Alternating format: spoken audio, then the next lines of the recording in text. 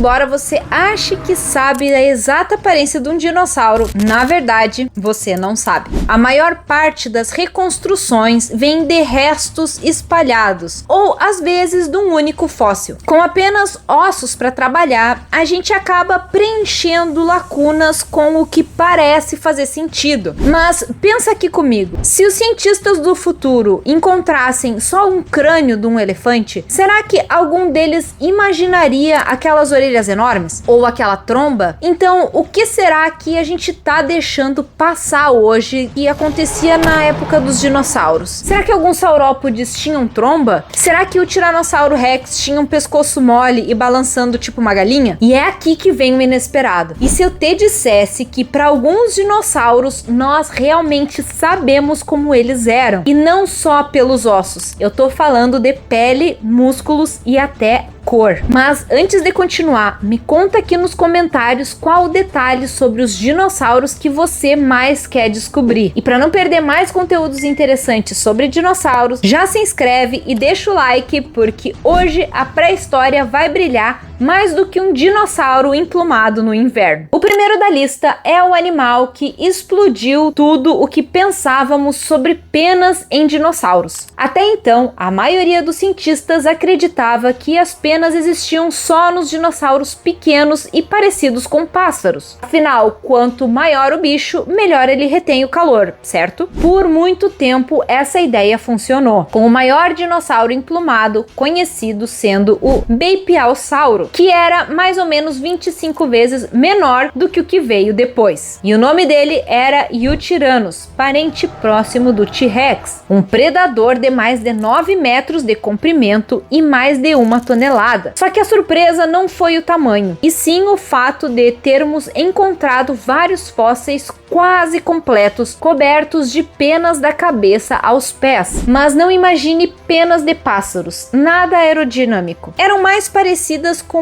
um casaco de pele, com algumas chegando a quase 20 centímetros. E tem um motivo. A região onde os Yutyrannus viviam tinha temperaturas parecidas com as de Chicago hoje em dia, invernos brutais. Resultado, tínhamos basicamente um Tiranossauro Rex felpudo. Mas essa não foi a única descoberta que mudou o nosso jeito de ver os dinossauros. Conheça agora o Psittacosaurus, um pequeno dinossauro asiático que deixou mais de 400 fósseis, um dos seres pré-históricos mais bem compreendidos que existem. E alguns desses fósseis são verdadeiras cápsulas do tempo, preservando tudo: impressões de pele, padrões de cor e até o orifício cloacal. Mas eu já vou chegar lá. Primeiro, vamos falar da cor. Graças à preservação única, cientistas encontraram células de pigmento. Não deu para identificar cores exatas, mas descobriram que ele tinha barriga clara e o dorso escuro, o famoso contrasombreamento, igual ao de um cervo. E agora o detalhe estranho: o Psittacosaurus é um dos únicos dinossauros em que a gente sabe exatamente como era a cloaca, o orifício único para excreção e reprodução, como nos répteis e nas aves atuais. E graças a ele, agora sabemos que todos os dinossauros tinham esse mesmo esquema. E ainda tinha mais. O fóssil revelou uma fileira de longas cerdas saindo da cauda. A função, ninguém sabe. Mas como ele era parente ancestral do Triceratops, existe uma chance de que esses famosos dinossauros de chifre também tivessem caudas com essas estruturas. E se eu te dissesse que nós já encontramos dinossauros literalmente mumificados? Não tipo uma múmia egípcia, porque elas são só pele e osso. Eu tô falando de dinossauros que primeiro mumificaram e depois fossilizaram. Uma preservação rara em cima de outra preservação rara. Normalmente, só as partes duras viram fóssil, porque ao longo do tempo são substituídas por minerais. Já músculos, pele e órgãos internos desaparecem rápido demais para conseguirem fossilizar. Mas em casos absurdamente raros, o corpo mumifica primeiro, permitindo que tudo sobreviva tempo suficiente para virar fóssil. E é o caso desse cara aqui.